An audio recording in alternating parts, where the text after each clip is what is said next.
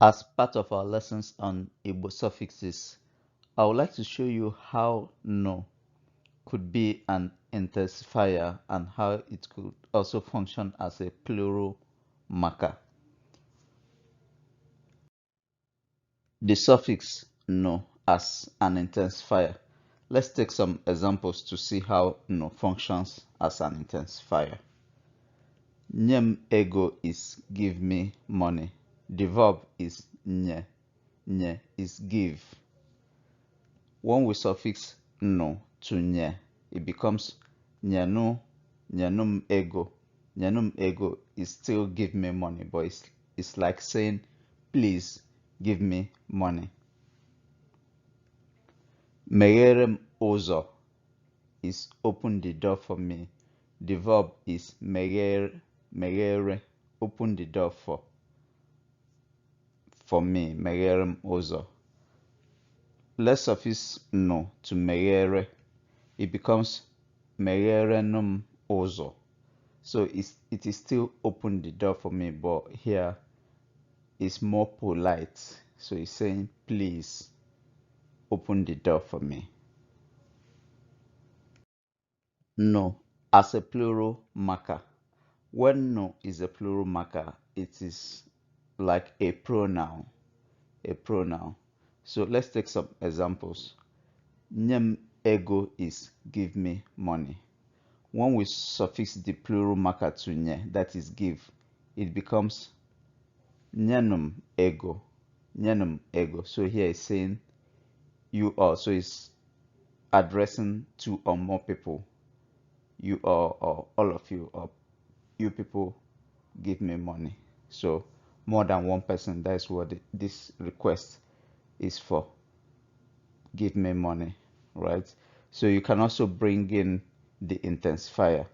So in addition to the plural marker, you can bring in the intensifier and it will become nyanonum ego. So here, this is more polite. So it's like saying, please give me money. But now you're addressing two or more people. So you all should give me money, please. Something like that.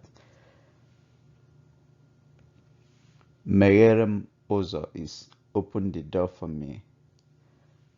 Then when you suffix the plural marker, it becomes megherenum ụzọ. That is, you asking the people inside the house, not just one person now, maybe a family inside the house, to open the door for you. Megherenum ụzọ.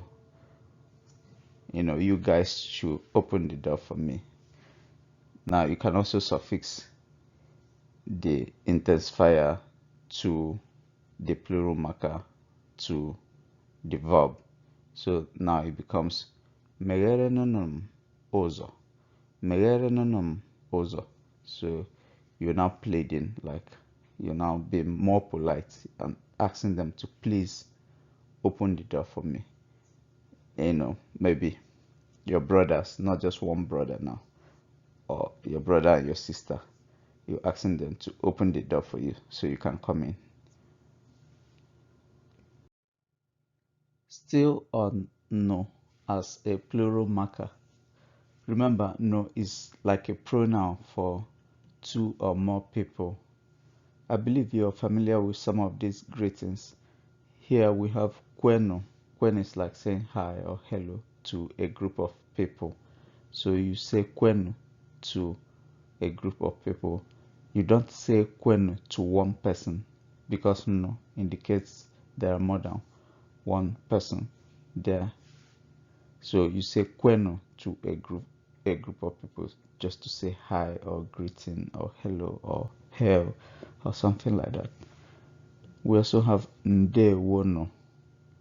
So you can say ndewo to one person, but if there are more than one, you have to say ndewono. Again, it's like saying hello or hi or just a general greeting. Here we also have daaluno, which is again similar to ndewono, right? You can use it for thank you, for hello, for hi, and just generally any greeting. So you can say daalu to one person, but if there are more than one, it has to be daaluno.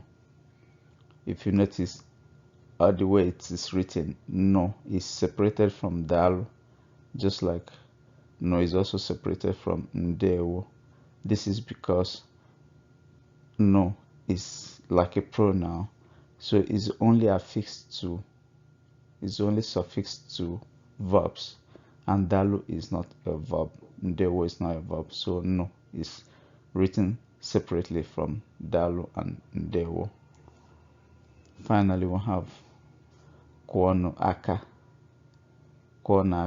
which is clap, like when you are in a church or something, they will say kwono aka, biko kwono aka. So they're addressing the congregation, they're telling the congregation to clap.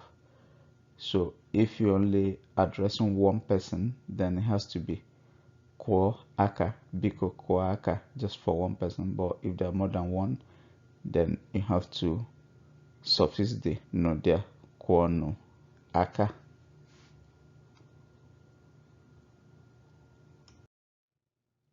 Now the tones. So for the intensifier, it has to be no, no, no, nyanum, ego. So it's high, right? But if it's the plural marker, it is low. Nyanum, nyanum, ego, nyanum, ego. So there's difference in tone. Okay. Finally, just so that you're aware, there are verbs with the same spelling that are spelled nu dot. That is no. So those verbs are different from the suffixes we just looked at now. So some of the verbs are no. No is hear. So eno is to hear. For example, ya, I heard it. We also have no. That's for something to be warm, like ona no, it is warm. That's almost hot, right? Then no for fights in some northern dialects. So they will say fananog, which is they are fighting.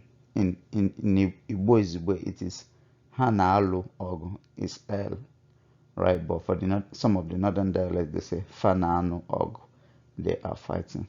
We also have no for marry, like onodi, she got married. So this is also some of the northern dialects we say onodi. Igbo is where we say oloro di, right? She got married. Ngwan ka odin. Bye bye.